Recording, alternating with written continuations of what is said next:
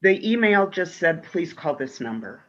I called and spoke to a woman. She said, I'm Gary's friend. I'm in the hospital. He's in a coma.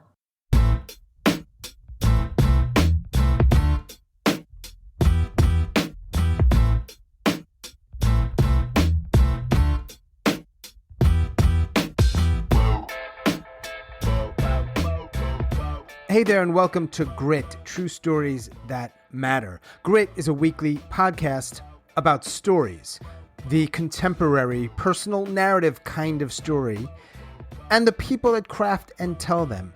Each week, a storyteller will tell one of their stories and then break it down with me, Sean. Why, you ask? Well, we want to feature these tellers and their stories, and also to help you, our listeners, craft and tell better, more engaging, more relatable, and more memorable stories. True stories, personal stories, grit stories. This is episode number 26 and the 6th of season 2, which is dedicated entirely to women and their stories. This week, Mary Jo Pollack is joining me on the Grit podcast. I met Mary Jo last year, and our worlds have been crisscrossing ever since, primarily through the world of story. Mary Jo lives in Tucson, Arizona, and she is one of the nicer people I've come across in a long time, so I'm really happy that she's joining me here today. Now, we had a couple of tech issues. I think we worked it out, but my audio might not be as good as it can be. I apologize for that, but hopefully it's good enough. Now, if you listen on Apple Podcasts, please help us out by rating and reviewing this podcast. I know I say that a lot, but it really does help. Thank you very much for that. If you have an interest in classes or events, I will put all of that information in the show notes. Mary Jo Pollack, let's dive in.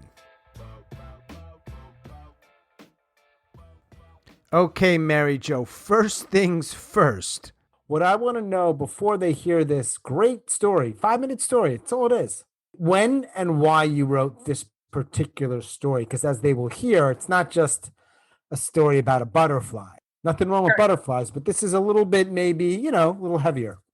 I wrote the story for the Moth back in July 2020, and the theme of it was do-over, and it had to do with my relationship with one of my brothers, and actually his relationship kind of with everybody in our family. So I don't know who's listening. I'm going to guess most people listening, there's probably a good 2 million people hearing this. Sure, at least.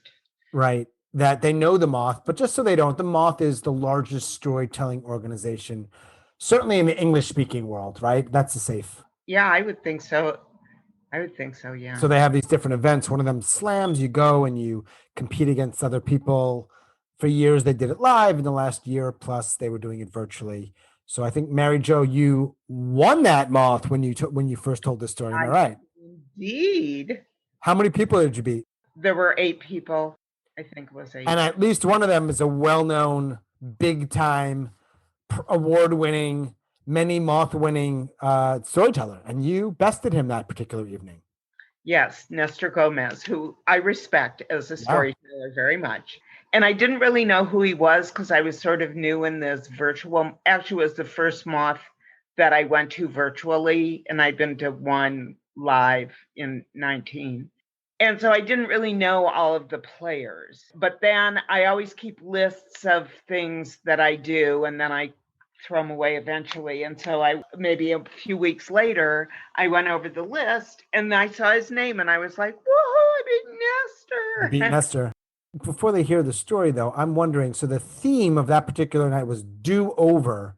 Right. Now, you probably could have chosen any number of stories to put together that would fit that theme. Is there a reason why last summer you chose to tell this particular story about your brother? And as they'll hear in a moment, from about 13, 14 years ago, this event? I don't think anything specific, but there was an event that the story's built around that has stayed with me for these years. So it just, as far as a do-over, it just seemed like the appropriate theme. Of course, there's probably 100 things that are do-overs. This was a big emotional event. All right, we'll talk about that after the millions of people who are hearing this podcast hear your story, but you actually tweaked a little bit of it. You had one version, and then you did it for the Moth last summer under the theme like sort of do-over, and then for us it's a little bit different.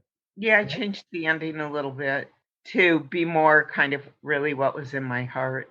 Because there was no theme for this particular show, right? It's just Sean and Grit, and there's no theme. Right. Well, maybe Bald and Badass is like the running default theme, basically. I'm not bald. Well, I know, but I didn't realize it was about you. Okay, fair. Fine. All right, so let's do this. We're going to play this the story. It's a 5-minute story. And then afterwards, we are going to break it down. Sound good? Yep. All right, this is Mary Jo Pollack, who lives in Tucson, Arizona, and her moth-winning story. September 28th, 2007, I walk into my office, sit down at the computer. First thing I do is pull up my email.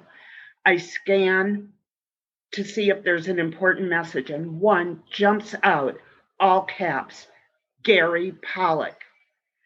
Gary Pollack is my brother. My brother, who I'm quite pissed off at the moment.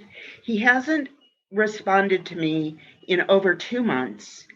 And we just put our mother in dementia care, and I wanted to help him make arrangements to visit her. My mom would come and visit me when I lived in the Bay Area, and she'd say, I want to go visit Gary in Arcata. And okay. And I'd contact Gary, and he would respond right away if I said Mom and I wanted to visit, because he knew he could make a nice withdrawal from the bank of Mom. He was pretty much homeless his whole adult life, and he held the family at an arm's length. The email just said, please call this number. I called and spoke to a woman. She said, I'm Gary's friend. I'm in the hospital. He's in a coma. Would you like to say a few words to him? Yes. Gary, I love you. I'm sorry this happened to you. I miss you. I love you. After she took the phone, I asked to speak with the nurse. The nurse explained that he had a brain aneurysm and he would most likely die within the next 24 to 48 hours. Then I called my cousin David, who lived near me. David, Gary's in the hospital. He had a brain aneurysm. He's in a coma. He'll probably die within the next 24 to 48 hours. I'm driving up to Arcata this weekend to make arrangements. No, I'll go with you. You shouldn't have to do this alone. Thank you. I called my Aunt Connie, my mom's sister, who slipped into the maternal role when my mother no longer could. I said, Aunt Connie, I'm sorry to tell you, Gary's in the hospital in a coma. He had a brain aneurysm and he'll probably die within the next 24 to 48 hours. David and I are driving up to Arcata to make arrangements. Wait, let me see if I can get a flight into San Francisco. On Monday, October 1st, David and I picked Aunt Connie up at the airport. Gary had died earlier that day. We drove the 5-hour drive through the majestic California redwoods to Arcata. After having dinner, Aunt Connie, exhausted, went to her room, and David and I went to my room. I had brought a bunch of pictures and some memorabilia, and we made a nice memory board.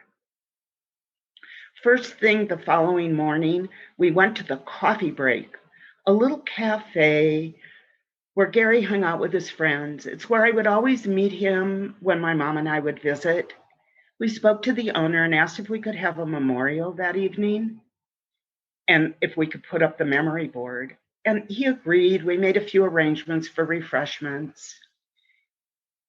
We returned about a half an hour before the appointed time. And the memory board was now surrounded with candles and cards and things people had written. It was an altar to Gary. People came up to us and they went, "You're Gary's family?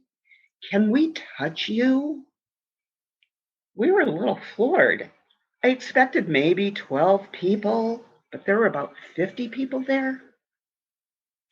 Once everybody was seated, I got up, thanked everybody. I said a few words, and I invited people to step forward if they had something they wanted to say about Gary. Person after person after person came forward. Children said they loved when he babysat for them. Old people said he mowed their lawn. Other people said he walked their dogs. It appears Gary had a little enterprise going in Arcata. They called him the prophet of Arcata. After several hours, Aunt Connie, the reigning matriarch, got up and thanked everybody for coming, and the crowd dispersed. And then we went to the car, and as we were sitting in the car, I thought, it's really too bad. I never got to know my brother's life from him, and I had to hear it from a group of strangers.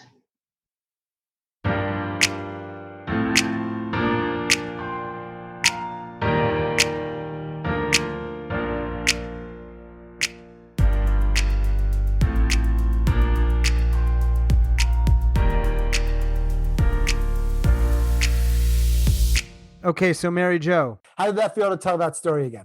You know, it felt okay. It brought back a lot of the feelings that had to do with my brother's death and how it affected our family and how it affected me personally. Actually, because he was semi-homeless, he lived in his car. Social services and Medicaid actually took care of things. Mm-hmm. And I did find his wallet. When I took his car, it was impounded. I was working with a social worker and giving her whatever information I had that I found in his wallet, like his social and stuff. And I didn't really mourn or cry. I mean, I felt grief. But when I was at work, maybe 5 or 6 months later, she called me and she said, everything is done. Medicaid paid for the whole hospital bill.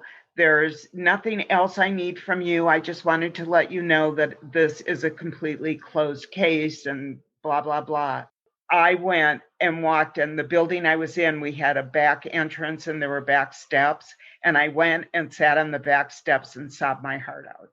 This was after? Months after he died. Months. You know, it's just like that. Like sometimes something just bubbles up and it's unexpected. And I hadn't cried up to that point. You know, this is about story stuff. So I always think, one of the things I think about is beginnings and ends, right? Start where you start and where you stop. And I'm wondering, so you're putting this story together. This is something I'm sure the event you've shared with people, not really in story format per se, but just, I went to see my brother, he had this accident or he had an aneurysm. Like you talked about it, but you never put it in like story format. Right. I mean, there's all those little stories that you tell your friends over coffee or at the Thanksgiving table or out for cocktails. And I'm sure I came back and I went, you won't believe it. They called him the prophet of Arcata. You know, I mean, that was a story, you know, that you would tell a friend when you're having dinner together. Right. Like bits of anecdote. So you could have put in this story. You could have crafted this story, or you may craft a version of this story one day where it ends with you crying several months later. You know, and I hadn't thought of that till just like 2 minutes ago when I started talking about it. And as I was saying that, I thought, oh, that's another version of the story. So once you start doing the storytelling, you can't stop. Your mind just keeps like doing that with every little incident. It's like another possible ending. And it's not right or wrong. It's just another place you got to choose to end this thing, right? Right. Or it's another story. Maybe so. It's a story that could start at the memorial and then continue when I go back a month later to clear out his storage units and end with crying. Thinking that could be another story. There could be Gary part 1 and part 2. Right. Many parts. I mean, it's like when people say they don't have stories, I'm just like, nah, you're just not using that muscle. You've got many a story. Most of the story takes place in scenes. Stuff's happening. You ended it the way you ended it. A wish that you wish you could have known him in a slightly different way. And then we went to the car, and as we were sitting in the car, I thought, it's really too bad.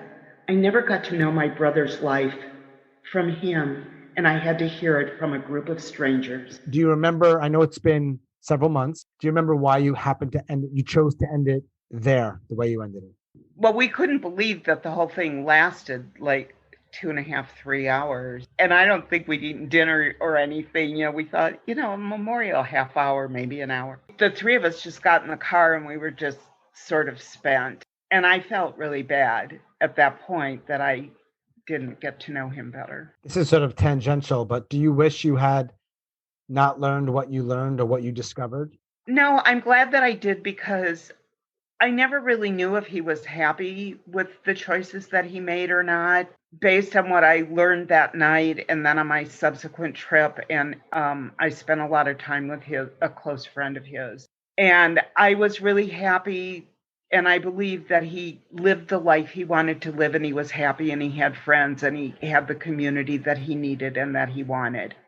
And so it was good for me to learn that, rather than thinking he's just all out there, this person, and he's smart and he had talent, and there was no reason that he be homeless, and it was a choice, not a result.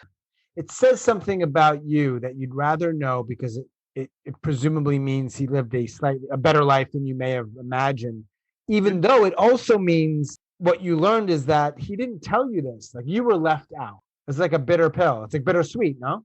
Yeah, he didn't really share anything with anybody. Do you remember what you said to me when I asked you last time in the recording? It didn't work out very well. Why you think he didn't share with people what was going on in his life? He did have mental illness. Okay. And according to my uncle, who's not a psychiatrist, but he's an MD, and he felt that Gary was paranoid schizophrenic. And he thought certain things about, if you lived your life, and you worked and you used your social security card, then people were tracking you, or if you tried to get food stamps. And so he had these ideas of this other that would not be favorable for him. Right. And there was another reason. I don't remember what I told you. You said no one wants to be judged. Oh, right. Because my mom and I would always say, Carrie, why don't you do this? And I sort of wish I hadn't done that. It's a tough spot. Yeah, it's hard. I don't know that he would have opened up anymore anyway. This is a story that took place in 2007. We talk about facts and truth, and they often overlap perfectly, but sometimes they don't. Like, we could play with facts a little bit in stories as long as the emotional truth is honest. That's what I think. Did you remember all the stuff you needed to for the story, or did you have to read a diary or not 100%, but I did call David, and I called my Aunt Connie, and I said, I'm writing a story about Gary's memorial. What do you remember? Then I added that with my own memories. And it was helpful, because then they wanted to talk about it a little bit. And remember this and remember that. Yeah. Things that maybe didn't make it in the story, like certain individuals and such. If that was really helpful. And I do that when I'm doing stories. I did one recently about learning to drive when I was 16. And I remember talking to my brother about it. Well, what did mom and dad do with you when you learned to drive? So it was, I find it good sometimes to talk to somebody else who was there. Right. Instead of just relying entirely on your own memory. Mm-hmm. And it reinforces, or sometimes it brings something else up. How, an event, a dinner party, say, 100 things can happen at that table, and you remember 10 of them, and you talk to one of your friends and they go, remember when Joe did this? And you're like, oh, right. And then it triggers another 10 for you. I think it's important to, use those resources. Mm-hmm. When we talk about all the details one could include in a story, but perhaps isn't always the best ideas to include in a story. For those that are listening, Mary Jo's a part of a group that I facilitate. Some of the feedback that you get, and many people do, it's not just you, is too much detail or certain kinds of detail. There's a lot of stuff here. Let's tighten it up, get clear on what the story is about. So how do you figure out, let's say use this story as an example, especially with someone like your brother, you have this many, many decades history, talking about mental illness. I mean, there's just so much to choose from. So how do you figure out what to include, and just as importantly, what not to include? Right. My process, and I have been teased for it. Sure. Is that I bring in everything, and Right. then I whittle away. That is my process, not only in storytelling, it's my process in baking, in painting, in everything that I do. Baking? Oh, yeah. How does that show up for you in baking? I don't understand. Well, let's say I want to make it's the holidays and I want to make gifts. And so I want to make 3 kinds of cookies to Okay. give as gifts, little packages. Mm-hmm. I will go through 50 recipes and then I narrow it down to 12 and then I decide on 6 and then I figure out the 3 I want to make. Got it. So When I'm I've been around you for almost a year, and that's kind of like how it is for you when you're working on your stories. At first, they're like very long. There's a lot of stuff, and we got to work out. Not that we're the gatekeepers, we're not like the decision makers, but I think some of the feedback you and others get is let's figure out what to include and what not to include. Since I started, instead of writing my stories out, recording them, and I make notes when I listen to the recordings. Sometimes when I'm listening to my own story, playing it back, I'm like, that's a snore. So for sure, if you are bored by your own story, we're bored by your story. Right. Right. That doesn't need to be in there. That could be 15 seconds instead of a minute and a half. Those are tough choices, though, sometimes. You begin with it's September 2007. Yeah, September 28th, 2007. Why do you begin with a date? I don't know. That's just such an honest answer. We want honesty. Well, it does help to know the date, so you just chose to start with it. Right. That was like a real pack-filled year because we had just put my mom in assisted living for dementia. And then Gary died. We never even told her because she would have never remembered and she would have been upset. And Gary died on October 1st. And the anniversary of my father's death is October 4th. So it's just, I guess those dates right in there sort of were important to me. They probably don't benefit the story. I could have just said 2007. Sure, you could have. Either way. All right, here's a few things that I think work really well. Where you start and stop works. I'm not analyzing it and I'm not being like critical. I want to point out a couple of things I think you do well that I think other people who are hearing this might benefit from. Thank you. You focus on, you don't give away a lot in your story.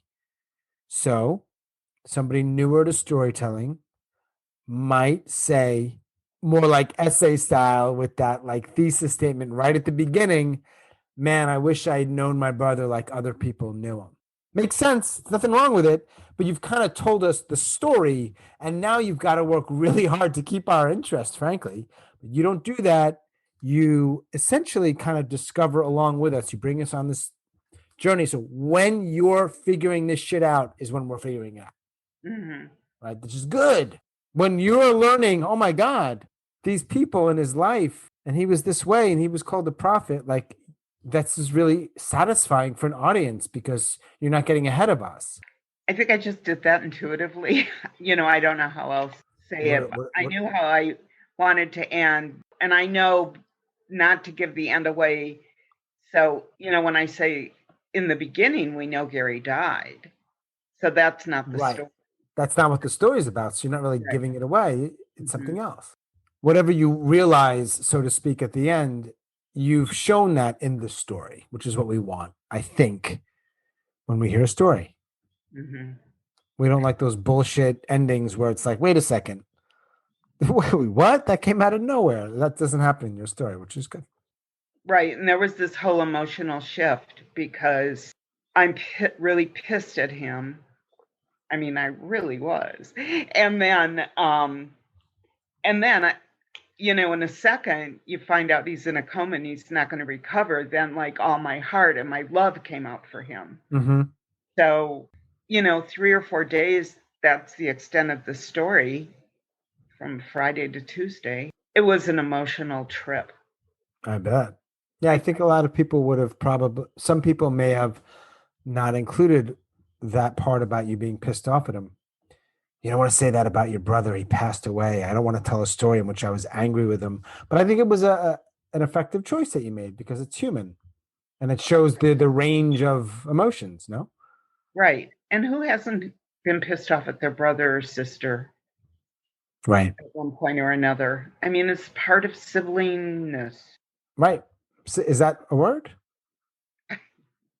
I didn't know that was a word. Let me Jo Pollack in Tucson, Arizona just made a new word. It's siblingness, a noun of having a sibling. exactly. Subliterary.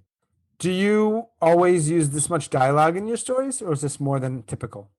Well, actually, when I was, because I hadn't told the story since last July, so I listened to it again, and I put in more dialogue. Oh, do you know why? Why'd you choose to do that? Because I'm learning some techniques about storytelling since last July. Okay. And I Even though thought, that won the moth. right. I mean, But I thought that instead of like stringing sentences together by saying, oh, I told David that I'm going to go up, and he said, oh, don't go, and then he said he would go with me, or something, like stringing things together like that. I just thought, if I have a couple sentences, David, I'm going up to make arrangements for Gary. I'm going with you. I don't think you should go alone. Okay, thank you. Says it. It's more succinct without all these extra little words in the middle. right. So you make it more succinct and you bring in some other characters, like their actual, what they said. Mm-hmm. You don't get into voices and caricature stuff much, but I don't think you need to. No, I can't really do that. I mean, I could slow up or speak faster Sure. for a different character, but we know people that do voices pretty well. When people don't do them well, it's so distracting. It takes you out of the story, which is one of the last things you want, right? Mm-hmm. I generally just don't like voices, even if they're good. There's other ways to express it, which you do. Mm-hmm. You don't have to be your brother and his voice and his octave and Right. I will do a little bit with, like I said, with the speech pattern, like faster or slower. I don't have the kind of training to do voices. that you only have to find one difference to make enough of a distinction, but that doesn't need to be New York accent to Southern accent. It could be, like you said, tempo. The slightest little change is all we really need to know is that, okay, somebody else is talking. And in my short phone conversations, I didn't really need to do that. I thought it was obvious who was saying what. But if I was doing a longer conversation with somebody, I would change the tempo a little bit so that it would be easier to follow who's saying what. Yeah. I think what matters most is that you were aware of it and you were thinking about how is my audience going to be, presumably. I mean, you're not your audience, but you're trying to sort of gauge how are they taking it in, which is good. Yeah, I think about that. I think about that with the vocabulary that I use in a story and how I link things together. I Mm-hmm. think about everything. Good. That's why that's important. When people don't think about it, it shows usually. Usually. Do you think the story's done? Well, no, I just thought of a sequel. Oh, that's right.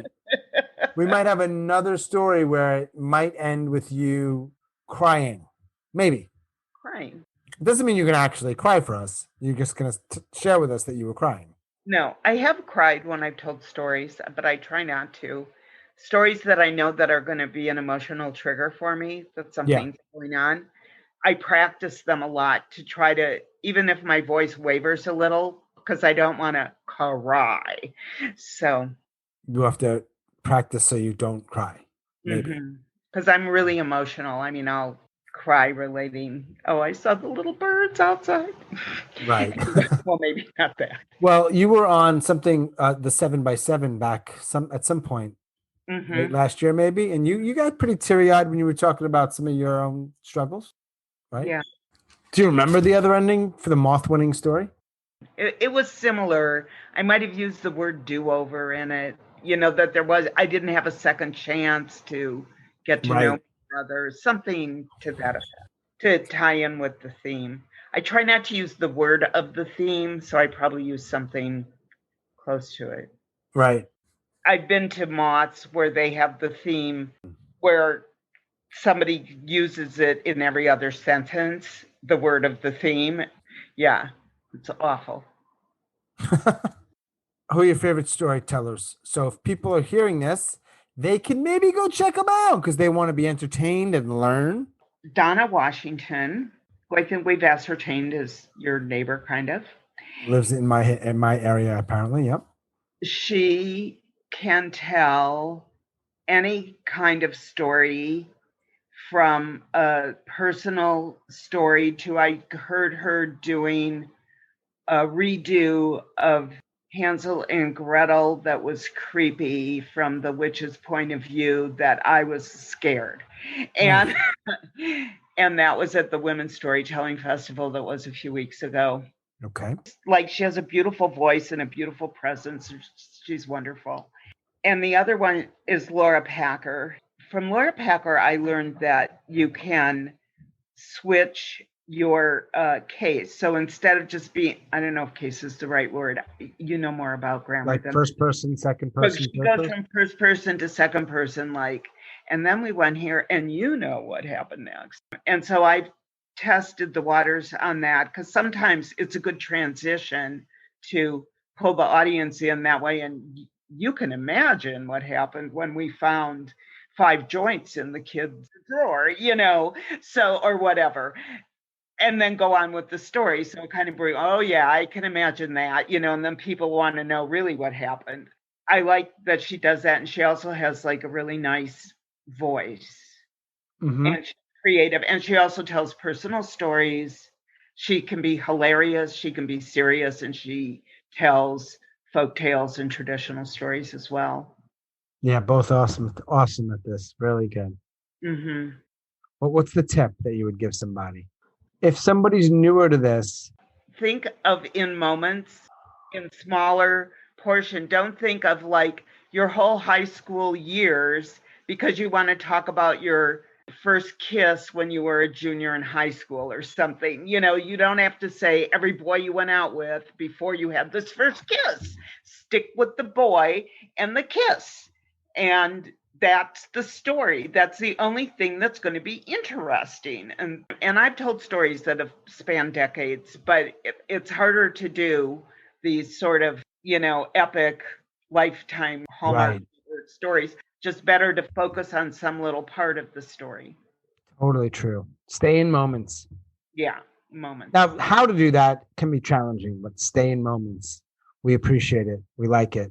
We connect to it. In my process, I think of the moment, then I think of 500,000 things that had to do with that moment before and after, and then I whittle it down to 250,000 and so on. You have no interest in making this process smooth or easy.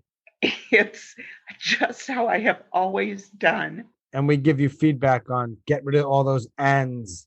A lot of people use and as one of a handful of words that isn't really being used as a conjunction, right? It's being used as like it's some connector, almost like Yeah, it's a spacer. Somebody did point out that I said and then a lot in my stories, so I deliberately, and I was so glad she pointed it out as somebody who's in a group I'm in. Yep. If I hear myself in my head doing that, you're a few words ahead, I take a breath, try hard not to do that. I listen to my recordings, my talks, when I'm doing this podcast and my other podcast. I use the word like a lot, and it makes me crazy when I hear it. Oh, that's interesting you say that, because I don't really notice it. Now I'll probably notice it. Maybe not as much as I think I do, but I hear it. I'm like, why are you? There's no reason to use that word there. I'm not using it in like love-like kind of way. I'm using it in this sort of lazy, weird way of talking where it's like, and so like, what? Shut up.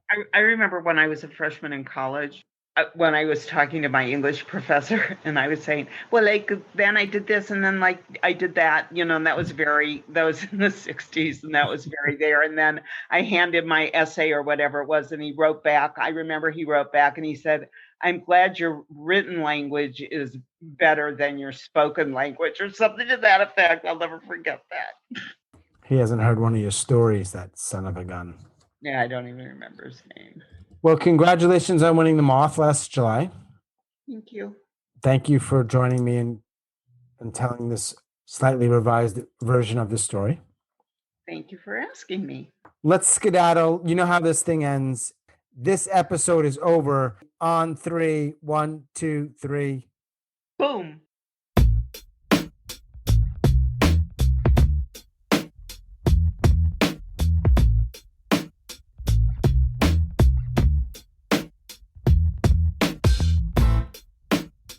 As always, thanks so much for listening and all of your support. Special thanks to Mary Jo Pollack out in Arizona. Mary Jo, thanks for telling that story and breaking it down. Check out the show notes for links to classes and upcoming events. And once again, if you listen on Apple, help us out by rating and reviewing this podcast. It really does help. Thanks for that. That's all for episode number 26. Like Mary Jo said, boom.